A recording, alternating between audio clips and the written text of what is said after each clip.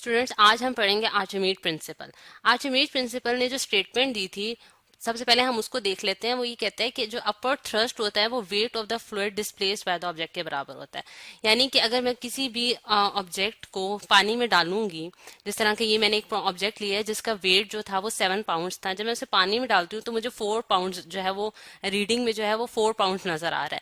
यानी कि उसमें 3 पाउंड जो है उसने वाटर जो है वो बाहर निकाल दिया। यानी कि कोई चीज मैंने पानी के अंदर डालने की कोशिश की तो कुछ पानी जो है वो बाहर निकल गया इस वाले पाइप के जरिए, तो वो 3 पाउंड जो है वो पानी बाहर निकला। अब आर्चिमेड प्रिंसिपल ये कहता है यानी कि जो उसने डिस्प्लेस किया है वाटर, यानी कि जो पानी उसने बाहर निकाला है उतनी ही अमाउंट ऑफ फोर्स जो है वो इसके ऊपर लग रही है, जो कि अपवर्ड डायरेक्शन में लग रही है, जो कि इसे फोर्स कर रही है कि ये पानी के अंदर ना जाए। यानी कि इसको अपवर्ड ड्रैग करती है, यानी कि ऊपर उठाने की कोशिश करती है।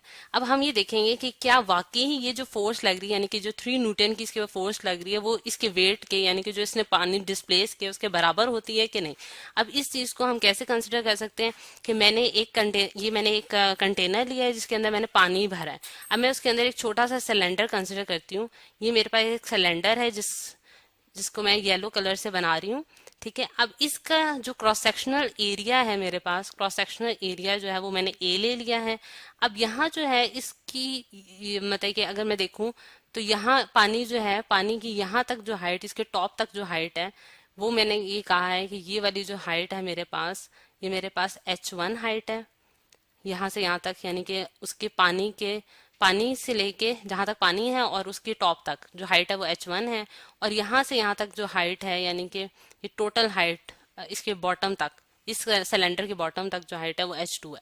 अब अगर देखा जाए तो मैंने इस कंटेनर को, यानी कि इस सिलेंडर को जो है वो मैंने कंसिडर किया है मतलब कि बिल्कुल मिड ऑफ द वाटर में। यानी कि मैंने एक स्नैपशॉट में इसको देखा है कि ये पानी के दरमियान में पड़ा हुआ है। सही। अब अगर देखा जाए तो अगर मैंने इस कंटेनर की हाइट निकाली हो यहाँ से यहाँ तक, तो मैं क्या करूंगी, इस पूरी हाइट में से ये वाली हाइट माइनस कर दूंगी। यानी कि जो H हाइट है वो क्या होगी, H2 माइनस H1। यानी कि इसकी जो हाइट है वो हमारे पास क्या आई है, एच हाइट आई है हमारे पास इस कंटेनर की। अब अगर देखा जाए तो मैंने ये देखना है कि पानी जो है, इसके ऊपर भी पानी है और इसके नीचे भी पानी है। अगर पानी जो है वो इसके ऊपर कोई ना कोई प्रेशर लगा रहा होगा। अब अगर देखा जाए तो हमारे पास दो वैल्यूज आ रही हैं प्रेशर की, जिसे मैं डिफरेंट कलर से शो कर देती हूँ कि यहाँ तक जो पानी का प्रेशर है वो अगर मैं कहती हूँ कि P1 है, और यहाँ जो पानी का प्रेशर है वो P2 है। यानी कि इस पॉइंट पे P1 है और इस पॉइंट पे P2 है।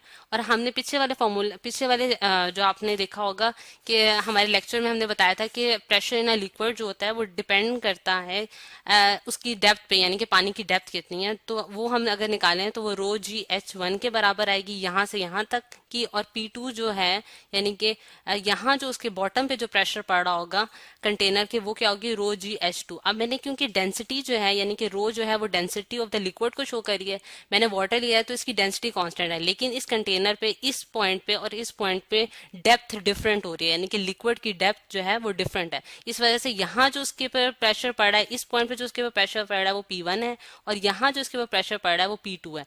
तो इस वजह से उसकी वजह से P1 और P2 दो डिफरेंट प्रेशर्स हैं जो कि इस कंटेनर के टॉप और बॉटम पे एग्जर्ट हो रहे हैं। अब मैं ये देखना चाहती हूँ, अपने कैलकुलेशन से ये फाइंड आउट करना चाहती हूँ कि क्या वाकई ही हमारे पास जो है ये इसके वेट के बराबर आएगा। अब उसके लिए कैलकुलेशंस में हम सबसे पहले स्टार्ट करते हैं कि हमारे पास इस कंटेनर पे जो फोर्स लग रही होगी, यानी कि फोर्स जो है वो ऊपर वाले टॉप पे कितनी लग रही होगी। फोर्स का फॉर्मूला जो है वो मैं अगर देखूं तो जो प्रेशर होता है वो क्या होता है, फोर्स पर यूनिट एरिया। तो अगर मैं यहाँ से फोर्स निकालना चाहती हूँ, यानी कि उसके टॉप पे जो फोर्स लग रही है वो F1 है, जो कि P क्रॉस A हो जाएगा। यानी कि प्रेशर को एरिया से मल्टीप्लाई कर दूं तो ये आ जाएगा। और प्रेशर का P1 प्रेशर लग रहा है उसके टॉप पे, तो वो क्या है, ρgH/A, यानी कि H1 हाइट की वजह से लग रहा है। और F2 जो है वो क्या होगा, P2/A, और जो कि मेरे पास निकलता है ρgH2/A।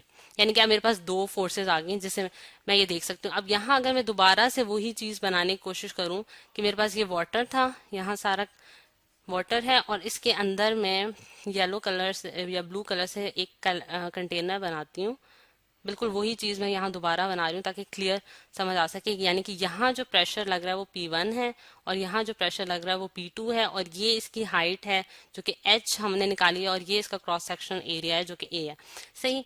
अब अगर देखा जाए तो मैंने क्या करना है कि इस यानी कि कंटेनर पे जो है वो प्रेशर की वैल्यू निकालनी है, यानी कि फोर्स लगानी है कि इसके ऊपर से भी फोर्स लग रही है जो कि F1 है, और इसके ऊपर नीचे से भी फोर्स लग रही है F2 है, जो कि नीचे वाले पानी की वजह से लग रही है, और ये जो है ये ऊपर वाले पानी की वजह से लग रही है। अब मैंने इस कंटेनर पे बेसिकली फोर्स की वैल्यू निकालनी है कि मैं कैसे निकालूंगी, तो वो मैं नेट फोर्स से निकाल सकती हूँ। नेट फोर्स जो हमारे पास